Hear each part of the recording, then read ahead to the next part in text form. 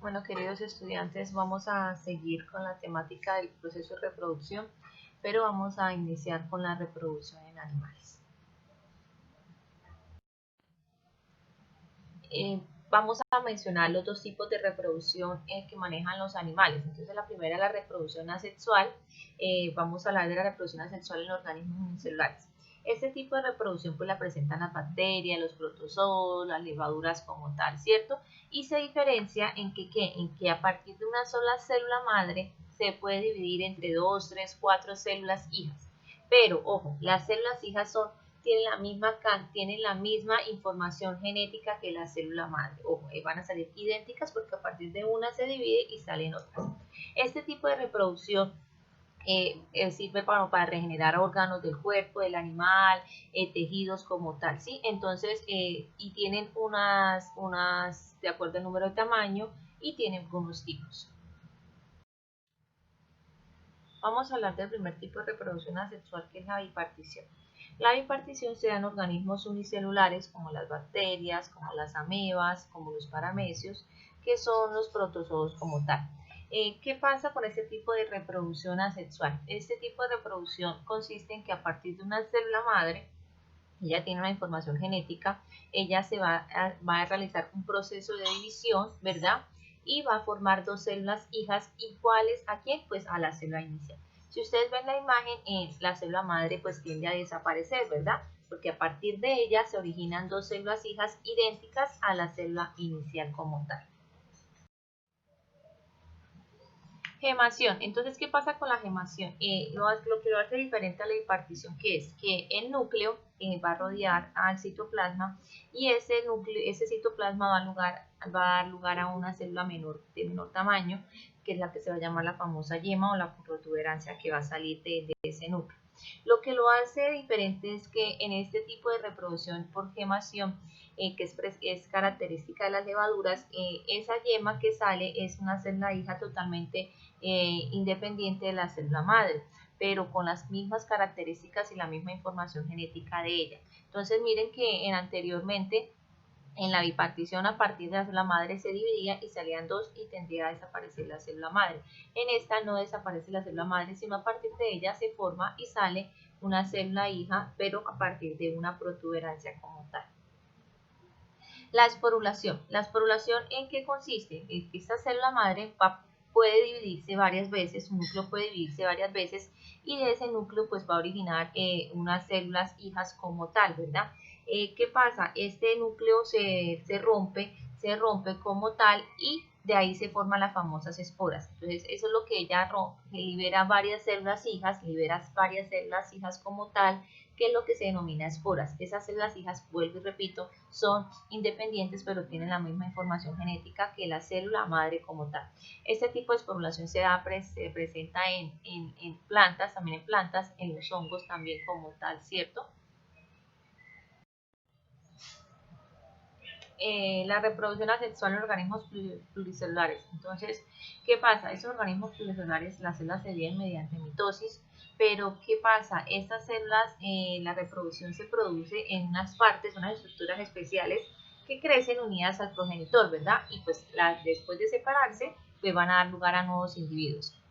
Y empezamos también con la gemación. Recuerden que la gemación, yo les decía que se crece una protuberancia o una yema, que lo que hace es que se desprende parte del organismo y sale otro idénticamente al inicial. Este se da en algunos animales invertebrados, también se da en plantas.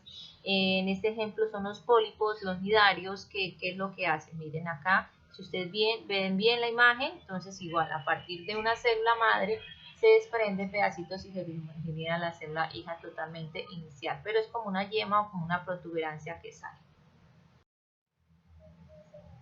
La distinción o regeneración. Entonces, esta división longitudinal o transversal de un organismo progenitor va a dar lugar a dos o más fragmentos que se transforman en nuevos organismos. Este tipo de organismos, como los plantelmitos y los anélidos, ellos, ¿qué pasa? Se pueden dividir varias veces, se pueden partir varias veces este organismo, y las veces que lo partamos pues son las veces de organismos nuevos que van a dar, ¿sí? En cambio, en los equinodermos, como la estrella de mar, se produce un proceso de regeneración. Entonces, ¿qué pasa? Pues ahí es donde se va a regenerar una parte del cuerpo que le falte.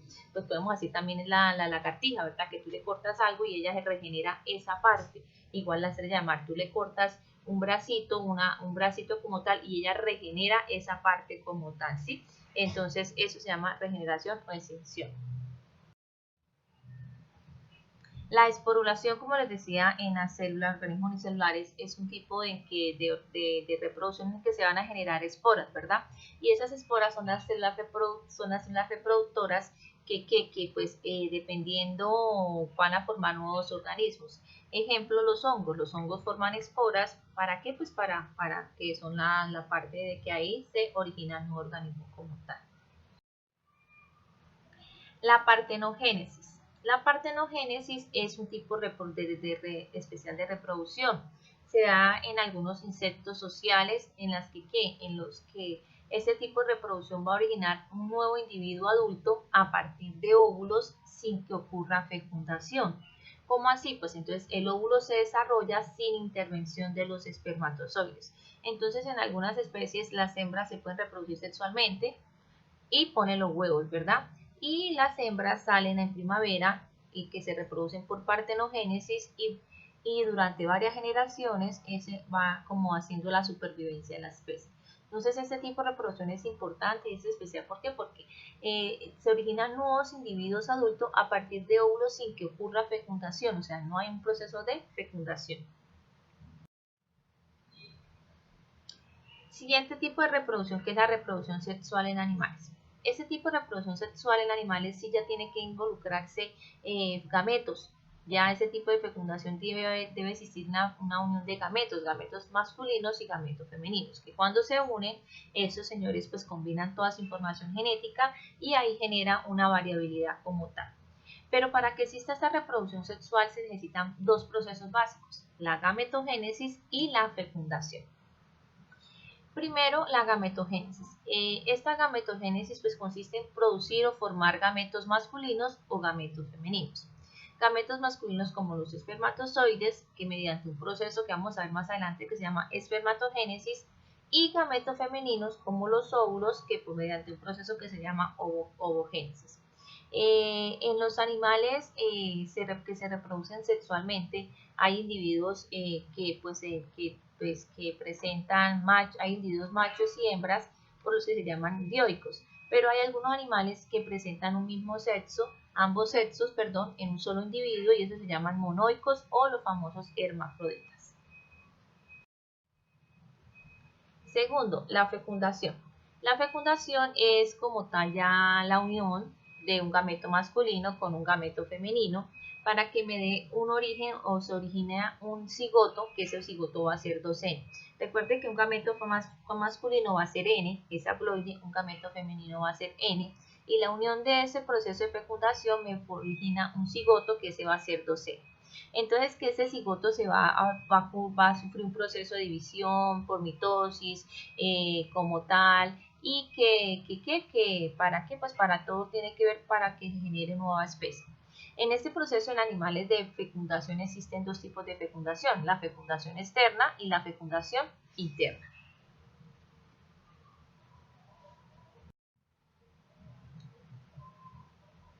Fecundación externa y fecundación interna. Entonces la fecundación externa pues ocurre en animales que viven en ambientes acuáticos pues, como las esponjas, los peces, equinodermos como tal, ¿cierto? Y la fecundación interna pues ocurre en organismos la mayoría terrestres, aves, mamíferos, los reptiles como tal. En este tipo de fecundación externa, la unión del espermatozoide y el óvulo va a ocurrir fuera del cuerpo de los progenitores, que es muy importante. En cambio, la interna no, la interna pues tiene que ocurrir dentro del cuerpo de quién, de la hembra como tal.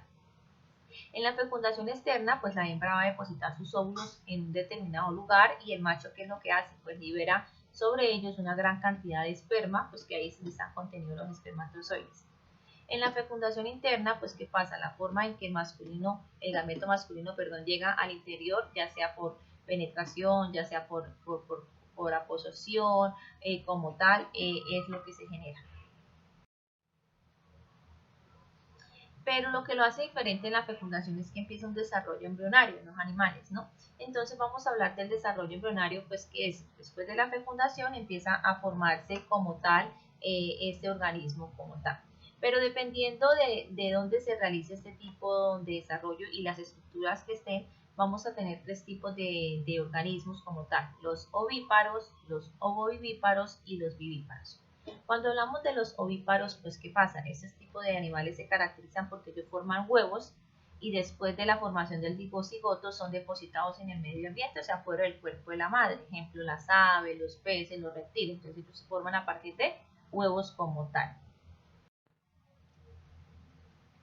Los ovovivíparos. Los ovovivíparos, ¿en qué consiste? Entonces, el cigoto se desarrolla en un huevo, pero al interior del oviaducto de la hembra, como un espacio de la hembra, ¿verdad? Y hasta que el huevo esté listo, pues este sale como tal. Y eso lo presentan pues algunas especies de reptiles, anfibios y peces como tal. Y los vivíparos pues se desarrollan dentro del cuerpo de la madre, en donde a partir de él pues van a tener todos los procesos que le sirven para protegerse, para nutrirse como tal, ¿verdad? Y se presentan en mamíferos, canguros, como los canguros, los delfines, pues ya como todos nosotros como tal, como vemos la imagen del cerdito.